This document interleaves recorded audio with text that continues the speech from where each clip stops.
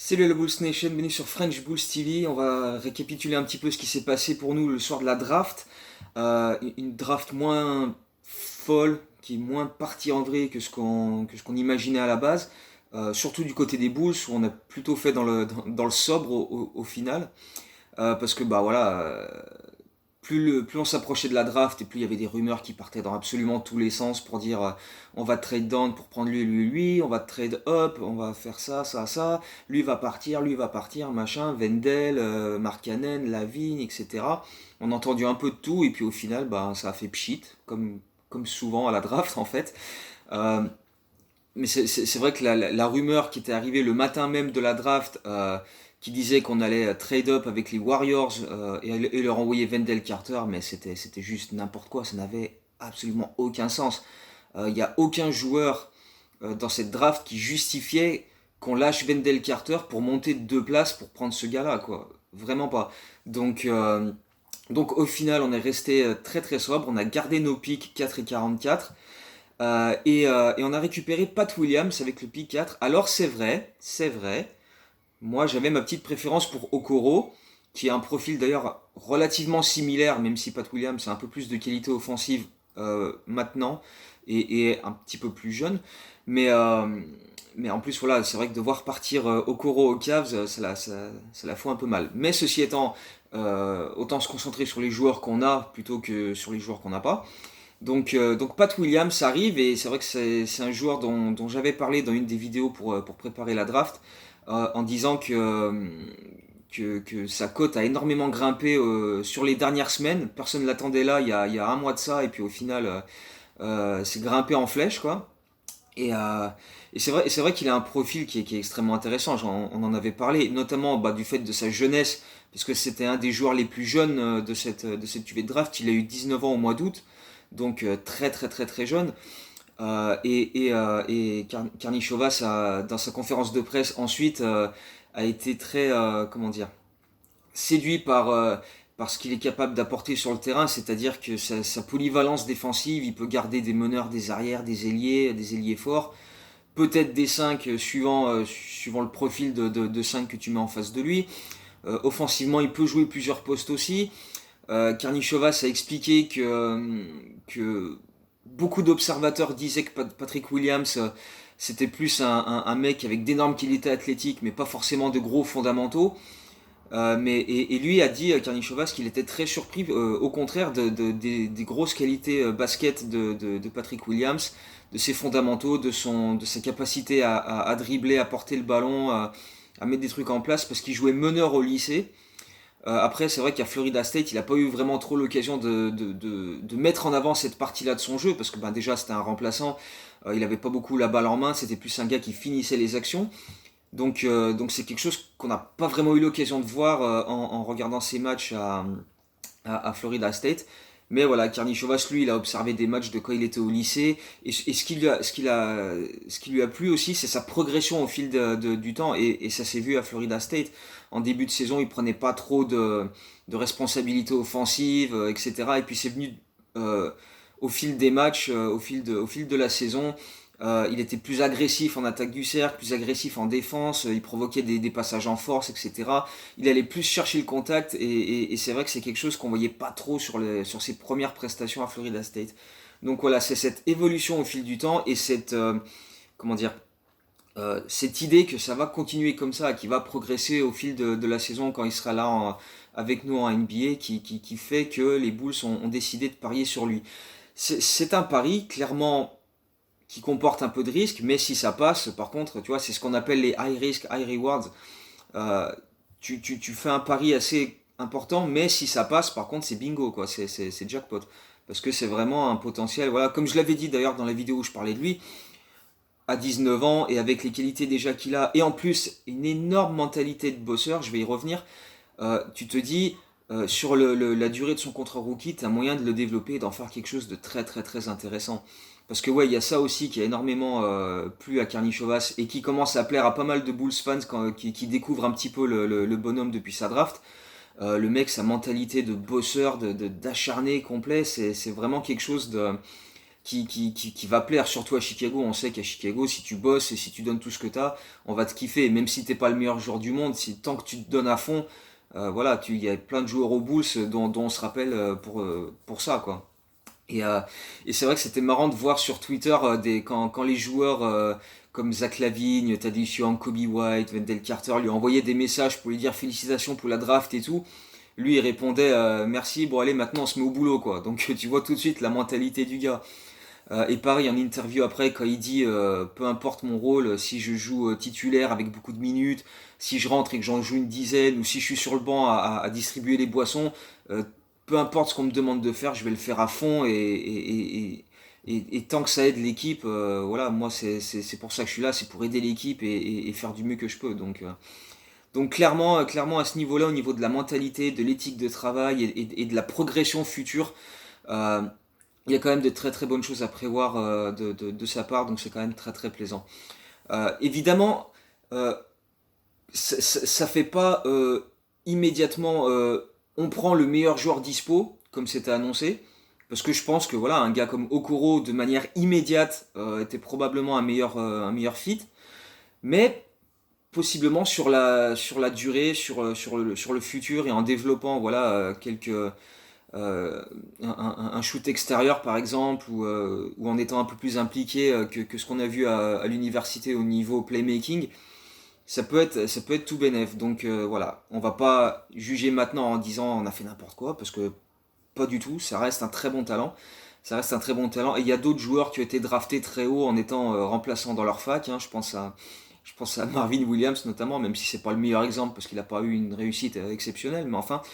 Euh, mais enfin voilà, il y a des joueurs comme ça. Donc à voir. On jugera sur place. Après, c'est vrai que pour lui, la difficulté, ça va être que ben, la situation fait que le training camp débute dans 2 semaines, donc il a pas de Summer League, il a pas un été pour se renforcer et bosser, même si là, il a quand même eu le temps ces derniers temps, avec la coupure en mars, de bosser à la salle, même si c'est pas les matchs, etc. Ça reste du travail physique, foncier. Il a pris plus de 5 kilos de muscles depuis l'arrêt de la coupure de la saison au mois de mars, donc il a quand même énormément bossé entre temps.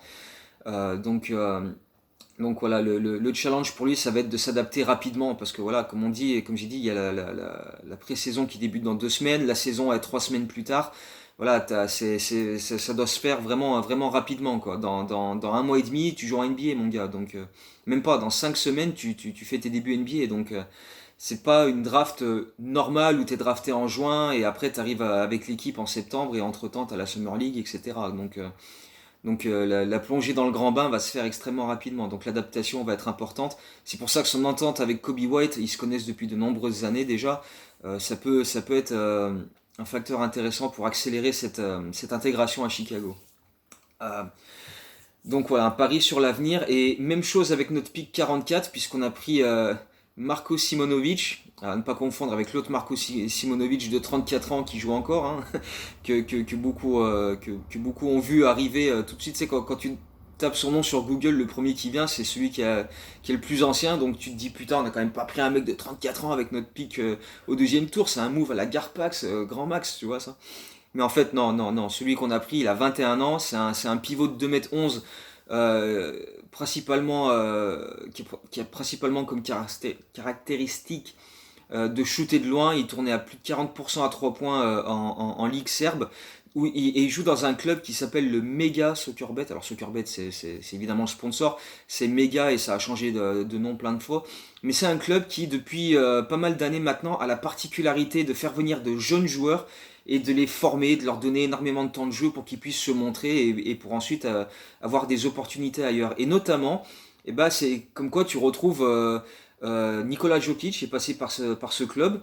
Adam Mokoka est également passé par ce club avant de rejoindre la NBA via un two-way contract, et là aussi on va en parler après. Mais aussi l'ex-Bull Timothy Luwawu Cabarro est passé par ce club-là avant d'aller aux États-Unis. Donc voilà, une sorte de club formateur à Belgrade qui donne du temps de jeu à des jeunes joueurs, qui leur permet de s'exprimer, les développe, etc. Donc pour l'instant, il est là-bas et il va y rester au moins une année de plus. C'est le plan qu'a annoncé Karnišovas en tout cas. Au moins un an de plus là-bas et puis on fera un point l'été prochain, voir si on le fait venir ou si on continue de le laisser en Europe se développer un petit peu, voir comment ça se passe. Pour l'instant, il a 21 ans. Ce qui est sûr, c'est qu'il va devoir prendre du muscle parce qu'il est fin. Comme ça, il se fait bouger en défense, tout le monde le dépasse et lui met des grands coups d'épaule. Donc ça va être un truc à bosser. Mais voilà, c'est un profil shooter qui s'écarte. C'est une sorte de Luc Cornet à peu près, tu vois. Bon, c'est pas flamboyant, mais bon, en même temps, en second pick de draft, tu récupères pas toujours des méga stars. Mais voilà, c'est pareil, un pari sur l'avenir. On va voir comment il évolue cette saison en Europe. On va peut-être suivre des matchs à droite à gauche, voir un peu comment ça se passe et puis faire un petit peu le point de temps en temps.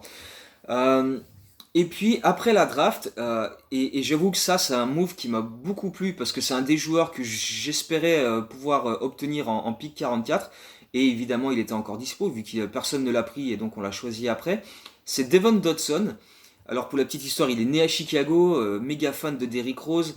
Et il a souvent dit qu'il avait modelé son jeu par rapport à Derrick Rose. Et c'est vrai que ça se voit parce que comme j'en avais parlé lui aussi dans la vidéo pour parler de notre pick 44, et c'est vrai que le mec c'est un dragster, premier pas de ouf pour attaquer le cercle, pas forcément un gros shooter extérieur, mais voilà un mec qui fonce au cercle, qui attaque à fond, qui est voilà, gros premier pas, grosse finition près du cercle, et puis après par contre, contrairement à Derrick Rose, beaucoup plus accompli déjà défensivement, euh, même si D-Rose n'est pas un mauvais défenseur, mais voilà, Dodson, t'as l'impression qu'il a déjà comment dire, il est plus focalisé sur ce truc-là, et puis voilà, c'est vraiment le mec pot de colle qui te presse full courte, etc.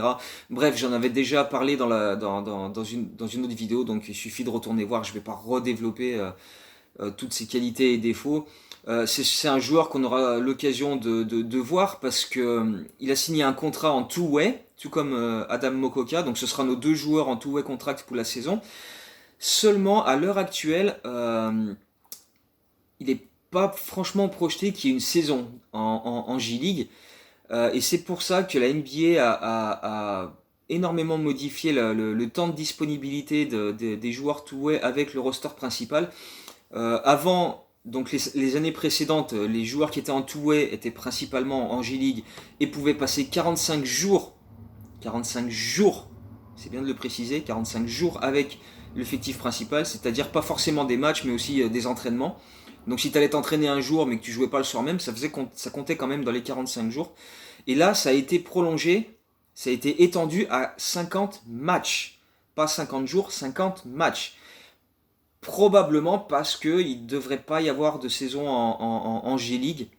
Et donc, les joueurs en two-way, que vont donc être Adam Mokoka et Devon Dodson, vont pouvoir passer tout le temps qu'ils veulent avec l'effectif principal, être tous les jours aux entraînements, mais ils pourront participer à 50 matchs euh, uniquement, mais c'est quand même sur une saison qui va en compter 72, c'est quand même vraiment intéressant. Donc il y aura l'occasion de les voir sur le parquet, je pense, en cas de blessure, en cas de joueurs qui chopent le Covid, etc. Ce qui risque quand même d'arriver un petit peu. Donc c'est bien d'avoir un roster très très complet pour se prémunir de ça. Donc voilà, les deux joueurs en two-way, ils seront avec nous enfin, toute l'année au niveau des entraînements et ils risquent d'avoir pas mal d'opportunités de se montrer sur le parquet. Donc c'est quand même assez intéressant.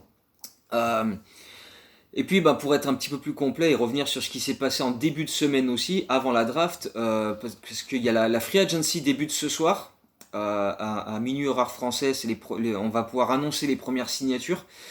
Euh, et donc il a fallu faire un petit peu de place et se concentrer sur certains profils. Et c'est pour ça que les Bulls ont décidé de ne pas conserver Chris Dunn et Shaq Harrison, qui avaient une qualifying offer tous les deux. Euh, et, euh, et on a par contre gardé Denzel Valentine. Alors ça s'explique parce que Karnišovas et les autres membres du front office sont fans de joueurs capables de jouer sur plusieurs postes. C'est pour ça que Valentine est là, il peut jouer 2, 3, il peut éventuellement passer quelques minutes à la main, même si personnellement je suis pas fan de son playmaking. Euh, mais voilà, des joueurs capables de jouer plusieurs postes, tandis que Chris Dunn et Shaq Harrison sont pas forcément Voilà, c'est des joueurs assez uniques, même si Harrison pouvait jouer en deux, mais c'était quand même pas fameux. Chris Dunn a joué en trois pour dépanner, mais c'est surtout leur manque de shooting, quoi. C'est leur manque de shooting qui a été préjudiciable parce que Karnichova s'est également précisé que voilà, ce qu'ils vont chercher à la free agency, c'est du shooting. Un mec capable de jouer éventuellement sur plusieurs postes, mais surtout un mec capable de shooter, de créer du spacing pour nous, où tu lui files la balle à 3 points et le mec il met ficelle. Et dans cette optique-là, alors c'est pas du tout une rumeur que j'ai vu passer, c'est juste une idée que j'ai en tête. Un mec comme Joe Harris, qui est libre des Nets, qui est capable de te mettre des 3 points dans tous les sens, c'est extrêmement intéressant. DJ Augustin à la main, si on cherche un meneur avec de l'expérience. Mais voilà, c'est encore une fois, c'est des idées que je balance comme ça, c'est pas du tout une rumeur que j'ai vu passer pour les Bulls, donc à voir. La free agency débute cette nuit, donc s'il y a d'autres vidéos à faire, s'il y a des moves qui se font, on fera des vidéos pour en parler.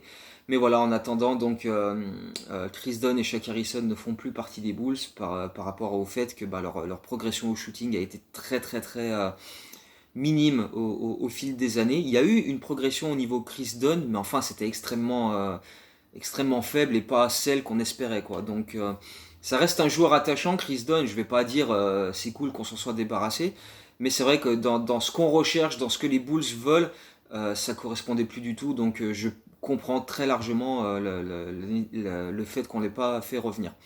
Donc on verra bien où il va atterrir, à quel contrat, etc. En attendant, nous, à l'heure actuelle, on est à 106 millions au niveau du salary cap. La barrière est à 109,1. Mais les 106 millions qu'on a ne comptent pas la qualifying offer de Denzel Valentine, qui sera officiel plus tard, ni le contrat rookie qu'on va signer à Pat Williams. Donc on va dépasser les 109, à moins de faire un trade où on dégage Tadian par exemple, qui va permettre de libérer de l'argent. Donc à voir comment ça va se dérouler prochainement. Mais en tout cas, voilà, on peut quand même se dire qu'avec Pat Williams, avec Dodson, on a quand même fait des moves intéressants sur cette draft. Donc voilà, est-ce que vous, c'est comme ça que vous voyez les choses? Est-ce que Pat Williams, ça vous plaît? Est-ce que vous auriez quand même préféré Okoro? Ou d'autres joueurs, Avdia ou d'autres? Enfin bref, voilà, dites-moi ce que vous en pensez et puis on en discute tranquillement. Donc d'ici le prochain move à la Free Agency et la prochaine vidéo, ben, portez-vous bien et on se retrouve très bientôt. Et d'ici là, comme toujours, go Bulls.